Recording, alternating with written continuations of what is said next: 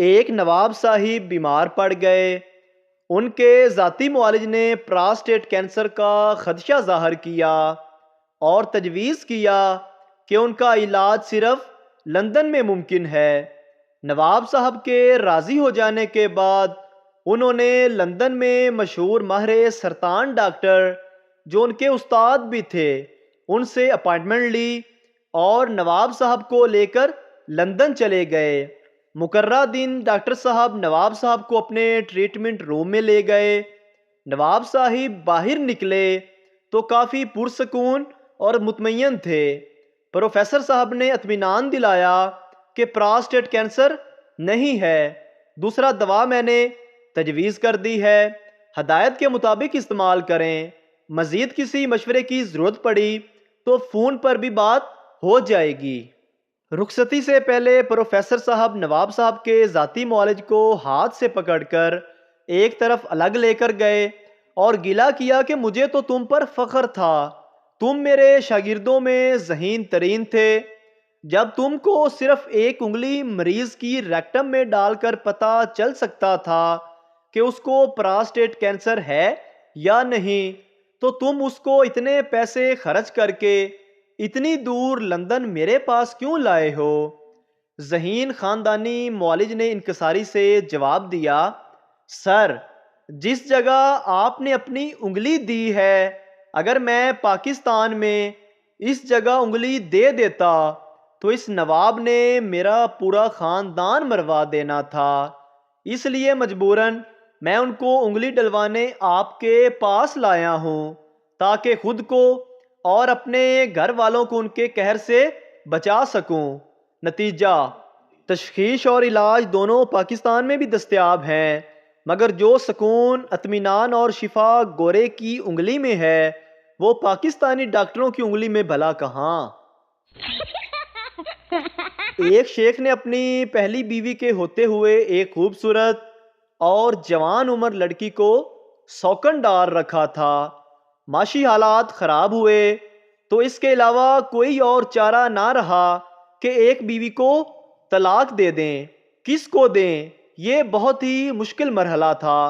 ایک طرف عمر بھر کا ساتھ اور پیار تھا تو دوسری طرف حسن کی معراج، تاکہ کسی پر ظلم نہ ہو۔ شیخ جی نے امتحان لینے کا فیصلہ کیا۔ شیخ جی نے اپنی دونوں بیویوں کو 1,000 روپے دیے اور ایک ہفتے کے لیے کہیں شہر سے باہر چلے گئے۔ واپسی پر انہوں نے دیکھا کہ ان کی پہلی بیوی نے ایک ہفتے میں اپنا گزارا کر کے بھی 300 روپے بچا رکھے تھے، جبکہ جوان اور حسین بیوی نے نہ صرف 1,000 روپے خرچ کر دیے تھے بلکہ ادھر ادھر سے لے کر خرچ کرنے کے لیے 3,000 کا قرضہ بھی اٹھا رکھا تھا۔ شیخ نے فیصلہ کیا کہ ان کی پہلی بیوی انتہائی کفایتشار اور سلیقہ مند ہے، کسی نہ کسی طرح اپنا گزارا اور خرچہ چلا لے گی، مگر یہ بیچاری نوجوان بیوی ان کے بغیر بھوکی مر جائے گی، اس لیے انہوں نے اپنی پہلی بیوی کو طلاق دے دی۔ ایک خاتون اپنے ہونے والے خاوند سے کہنے لگی، شادی کے بعد میں آپ کے سارے دکھ درد بانٹ لیا کروں گی، مگر مجھے تو کوئی دکھ نہیں ہے۔ ہونے والے خاوند نے جواب دیا، جی جی، میں شادی کے بعد کی بات کر رہی ہوں۔ بیوی نے جواب دیا۔ چور گھر کا سارا سامان جمع کر رہے تھے۔ جب جائے نماز اٹھانے لگے تو مالک مکان بولا، اسے تو چھوڑ دو، میں نماز کیسے پڑھوں گا؟ چور بولا، نماز تیرے کلے تے فرض ہوئی ہے، اسی بھی مسلمان ہاں۔ ایک بوڑھا مریض، ڈاکٹر صاحب میری داہنی ٹانگ میں درد ہے۔ ڈاکٹر بولا، یہ تو بڑھاپے کی وجہ سے ہے۔ مریض بولا، مگر ڈاکٹر صاحب میری دوسری ٹانگ بھی تو اسی عمر کی ہے۔ شام کو آفس سے تھک ہار کر گھر پہنچا، صوفے پر بیٹھ گیا۔ بیوی نے پانی کا گلاس دیا۔ اسی دوران بچے نے مارکس شیٹ دکھائی۔ English 17/100، Urdu 35/100، math 40/100, physics 37/100, chemistry 42/100। आगे कुछ पढ़ने से पहले, बेटा क्या मार्क्स हैं ये? गधे, शर्म नहीं आती तुझे? नालायक है तू, नालायक। बीवी, अरे आप सुने तो। खामंद, तुम खामोश बैठो, तुम्हारे लाड़ प्यार ने ही बिगाड़ा है इसे, नालायक। अरे बाप दिन भर मेहनत करता है और तू ऐसे मार्क्स लाता है। बच्चा खामोशी से गर्दन झुकाए खड़ा रहा। अरे सुने तो। बीवी, खामंद, तुम चुप करो, एक लफ्ज़ भी मत बोलो, आज इसको बताता हूँ। अरे बीवी की आवाज़ बढ़ गई।